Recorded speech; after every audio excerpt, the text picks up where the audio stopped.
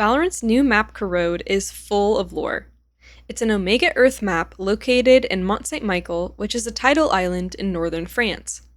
In a press release, Riot dev Daniel McGowan said, "We wanted to showcase how First Light dramatically altered the planet's climate. Following First Light, the water surrounding Corrode evaporated, exposing vast salt flats and creating conditions for Radianite supercell storms. The whipping winds from these storms drive salt crystallization across the map's architecture, creating a unique visual identity. First Light has forever changed this little part of the world. You may have thought that was snow on the ground and rooftops, but no, it's salt. And that's why so much of the plant life is dead or dying. Large amounts of salt like this can also be corrosive toward metals and speed up the corrosion of things like concrete, hence the map name being Corrode. These salt crystals are forming all over their homes, so to protect their town from being ruined by it, they decided to do something. They mine these crystals, turn them into ingots, and then it undergoes processing until they get Radianite salt capsules as the final product. This work is pretty dangerous though, with all the salt and extreme storms. The town even has their own weather station to give the workers and villagers alerts on the storms and all things happening. The two weather scientists are named Gerard and Aurélie, and while their voice lines are in French, lore friend Chic has translated all these announcements into English, so if you want to check them out, I'll have a link to it down below. If you listen to these announcements, you'll see the storms are no joke. Station centrale, ici Aurélie de l'Observatoire Ouest. Une tempête de catégorie 6 se dirige en votre direction. Elle vient de passer le secteur 9. Je répète, tempête de catégorie 6 en approche. She says a Category 6 storm is incoming, and in real life, the storm scale is just 1 to 5. A Category 6 storm would entail one with winds above 192 miles per hour or 309 kilometers per hour. Those are so rare to happen that we don't have a Category 6 right now. However, on Corrode, their storms are so severe that they have a Category 6.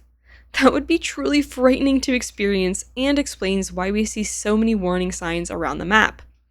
This one says, "Salt storms kill," and "Stop, listen, act." So that if a storm is announced, they immediately seek shelter. The funniest sign to me, though, is this one that says, "We don't joke about storms."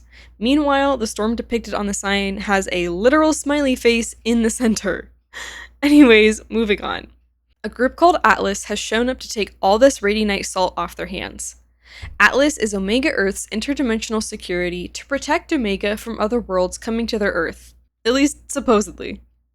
They were the ones on the scene when Alpha Earth's Valorant protocol first made their way over to the map Pearl on Omega. Since then, they've gotten new uniforms and updated their logo, and now it seems the scope of their work has expanded to this Radianite salt and whatever their plans are that utilize it. Atlas trucks transport crates of these Radianite capsules from the city to their giant vehicle. This vehicle has landing strips for planes and helicopters. What in the world is Atlas up to? After scoping out the place, Jett sent this email to Brimstone, saying, "Yeah, it's definitely a salt mine." The salt harvesting's all run locally. No sign of Kingdom Industries. Can't blame the Corpo, the conditions are no joke. Rusted machinery, weather delays, no way it's worth their trouble. Credit to the locals though, they're tough as Beats me why Atlas would do their Radianite shopping in this wasteland. What are they, big-time champions of local business? I doubt it. From this, we know that Kingdom isn't involved at all. It's Atlas, and they aren't here to be some good organization and just help this village out. They're here for their own purposes. And we even hear in the weather announcements that the people are on edge with Atlas here. In Attacker Spawn, we see this email from an Atlas lieutenant to his commander saying, "Captain, I insist that we extend OM and RP's working hours. The Alpha threat drawing Legion's attention here have made our ground team jumpy, but we need the push.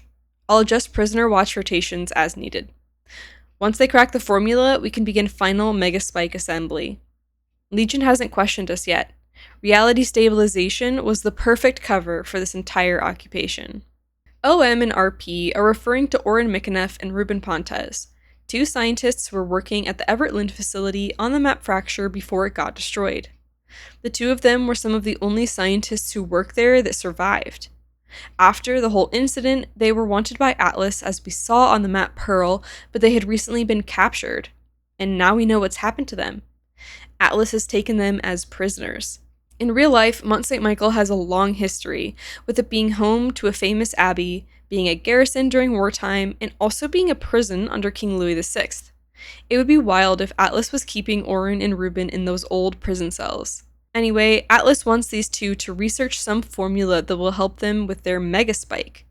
This mega spike sounds horrifying, honestly. Could you imagine the spike we see in game amplified by 10? What kind of destruction would that bring?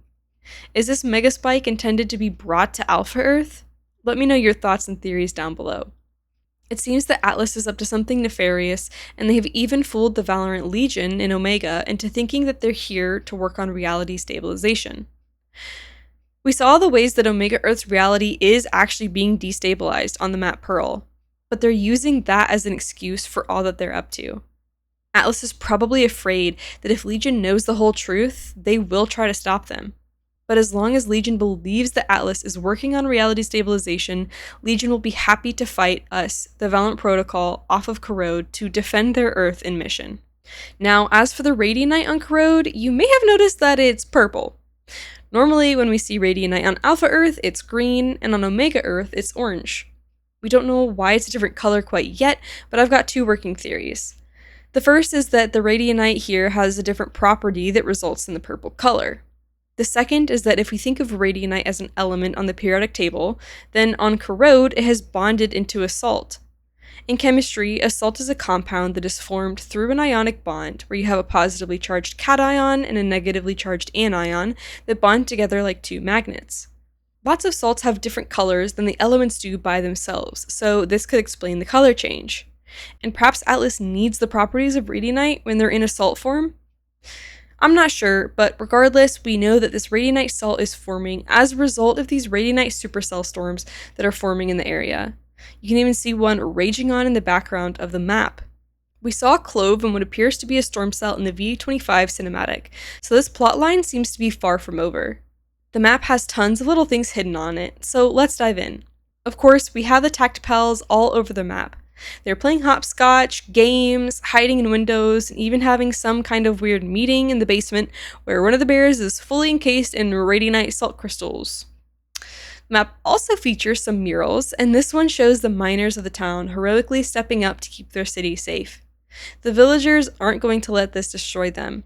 They've got some serious grit. One of my favorite finds is this little cat on B site. The kitty's name is basically a pun. His name is Christopher, but spelled using the French word fourrure, which means fur. So be sure to give Christopher some love when you're playing on Corrode. We also see a little Atlas workstation where they have their uniforms and weapons hung up. We see some Vandals and Classics with the Atlas logo on them that are identical to the guns in the Battle Pass. This indicates that we have more skins that are now canon in the lore. And speaking of, the new Phase Guard skins are also canon. They were created by Chamber himself to try to catch up Alpha Earth's tech to that of Omega. However, the finisher is not canon. Although it points to the Interverse, which is canon, the gun making someone essentially an Interverse portal is not canon. If you're curious what other skins are canon, you can check out my video here. Now we wait and see what happens next, as Astra, Phoenix, Chamber, Jett, and Teho make their way to Corrode to fight. Let me know what you all think about the map down below, and thank you all so much for watching. I'll see you in the next one. God bless. Bye!